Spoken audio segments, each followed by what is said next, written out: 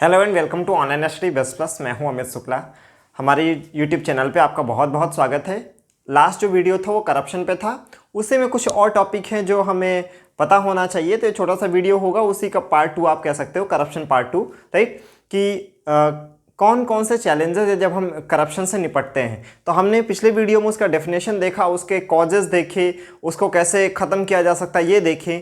अब हम एक चीज़ और जान लेते हैं कि जब हम करप्शन से लड़ना चाहते हैं तो कौन कौन सी चीज़ें हैं वो जो हिंड्रेंस क्रिएट करती हैं, जो प्रॉब्लम क्रिएट करती हैं। तो हम उसके बारे में देख लेते हैं, है ना।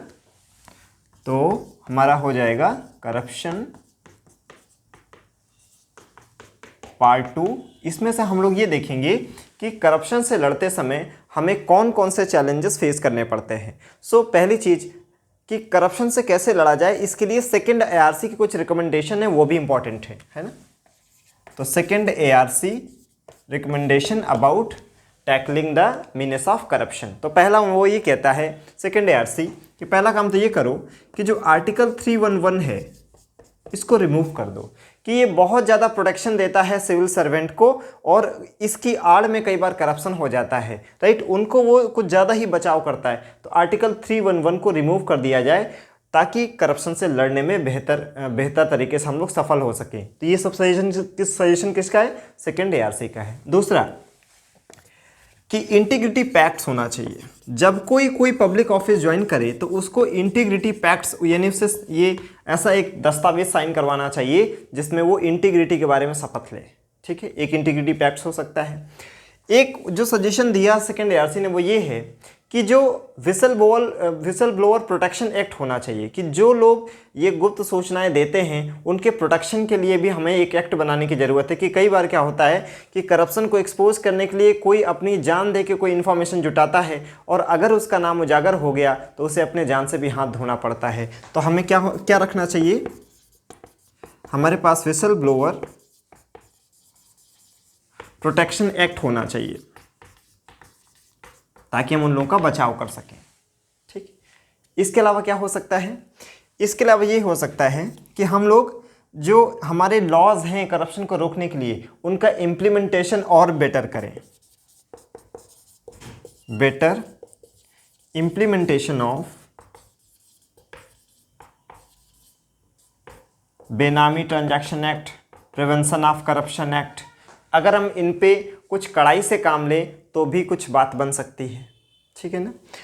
ये कुछ प्रोविजंस हैं जो सेकंड एआरसी ने रिकमेंड किए। एक तरीका और हो सकता है कि जो हम विजिलेंस करें वो प्रोएक्टिव हो। अभी क्या होता है, जब करप्शन हो जाता है तो पता चलता है कि करप्शन हो गया, हम क्यों ना ऐसे मैकेनिज्म डेवलप करें कि वो चीज़ें होने से पहले ही रुक जाएं। तो यहाँ पे हम लोग प्रोएक्टिव विजिलेंस के बारे में भी इसने बताया है कि जो हमारा विजिलेंस होना चाहिए वो प्रोएक्टिव होना चाहिए, कि करप्शन हो ही ना पाए और वो चीज़ें पहले ही पता चल जाएं। तो एक तो हमने ये सेकेंड एआरसी के रिकमेंडेशन देख लिया कि किस तरह से करप्शन से निपटा जा सकता है। अब हम ये जान लेते हैं कि जब करप्शन से हम लड़ाई लड़ते हैं तो कौन सी प्रॉब्लम्स हैं जो हमें फेस करनी पड़ती हैं, है ना। तो problems which occur when we fight against the corruption, वो कौन सी प्रॉब्लम है? Social acceptance of corruption. पहला पॉइंट क्या हो गया? Social acceptance of corruption. Society corruption को धीरे धीरे एक्सेप्ट कर लेती है। जैसे आपने ये देखा होगा कि कोई गवर्नमेंट जॉब में है, राइट, और उसकी सैलरी है 50,000, तो अब वो 20 लाख की कार से चलने की हैसियत में नहीं रखता है।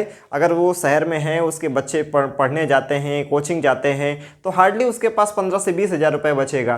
तो 15 से 20 हज़ार रुपये की सेविंग करने वाला भला 20 लाख की कार से कैसे चल रहा है? तो जाहिर सी बात है कि वो करप्शन कर रहा है, तभी उसकी लाइफ स्टाइल में इस तरह का चेंज आया है। लेकिन सोसाइटी उसे बहुत गलत नज़र से नहीं देखती है। तो कई बार हमारी जो सोसाइटी है वो करप्शन को एक्सेप्ट कर लेती है। तो करप्शन का जो सोशल एक्सेप्टेंस है, तो लोगों को फिर ये डर नहीं लगता कि मैं करप्शन कर रहा हूं तो समाज मेरे बारे में बुरा सोचेगा। नहीं, अगर आपका बड़ा घर है, बड़ी गाड़ी है, तो लोग उल्टा आपको रिस्पेक्ट देना शुरू कर देते हैं। ये जानते हुए भी कि आपने करप्शन करके किया है, तो लोग आपकी इकोनॉमिक वेल्थ को वैल्यू करते हैं, वैल्यूज़ को वैल्यू नहीं करते हैं।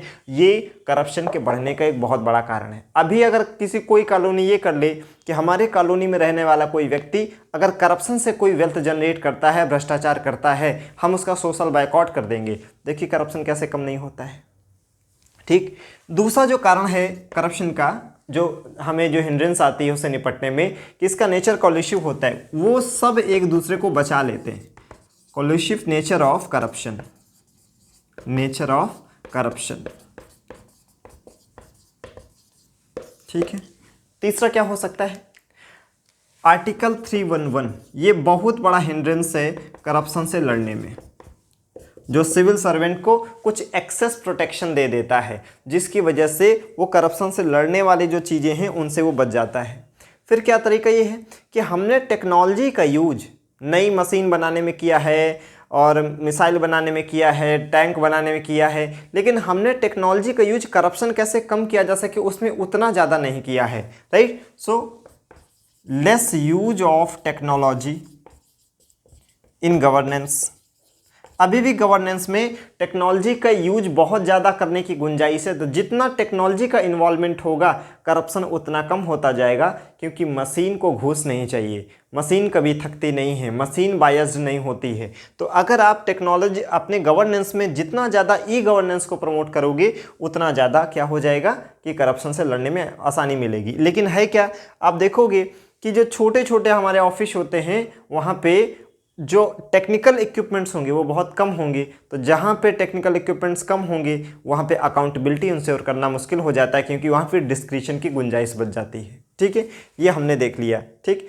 एक और जो बहुत बड़ा रीज़न है कि अगर कोई व्यक्ति करप्शन करते पकड़ा भी गया तो उसका कन्विक्शन रेट बहुत लो है।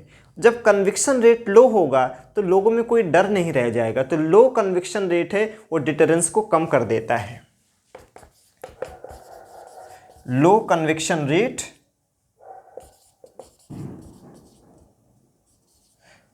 reduces deterrence। अगर कोई पकड़ भी लिया गया घूस लेते हुए, भ्रष्टाचार करते हुए, तो कन्विक्शन बहुत कम होता है। जब कन्विक्शन रेट ही नहीं होगा, उसको सज़ा हो ही नहीं पाएगी, तो लोगों में कोई भय नहीं होगा। सो ये आप कह सकते हो, 5 पॉइंट में लिख सकते हो कि कौन से वो पॉइंट हैं जब करप्शन से लड़ने में हमें हिंड्रेंस क्रिएट करते हैं। तो इस वीडियो में हमें इतना ही बताना था कि सेकेंड ARC की रिकमेंडेशन क्या है करप्शन से निपटने में, ये आप 5-6 पॉइंट लिख सकते हैं, और कौन से प्रॉब्लम्स फेस होते हैं करप्शन से लड़ते समय, फेस करने पड़ते हैं, ये आप पॉइंट लिख सकते हैं। तो अब इस तरह से आपका जो करप्शन का टॉपिक है एथिक्स के पॉइंट ऑफ व्यू से वो पूरा हो जाता है। अच्छा, एथिक्स में करप्शन उसको भी कहा जाता है कि when you don't take action when it is very necessary. आपसे अगर कोई कदम किसी वक्त उठाने की उम्मीद है, उस समय वो कदम आप नहीं उठा रहे हैं, so it is kind of corruption, ठीक है। हाँ, इसमें एक पॉइंट और जोड़ सकते हैं कि करप्शन के बारे में लोगों को पता ही नहीं है कई बार, लो अवेयरनेस। जैसे आपको जो सरकारी गाड़ी मिली है वो सरकारी काम के लिए मिली है, और उस सरकारी गाड़ी से आप शॉपिंग करने भी जा रहे हो, so it is a kind of corruption.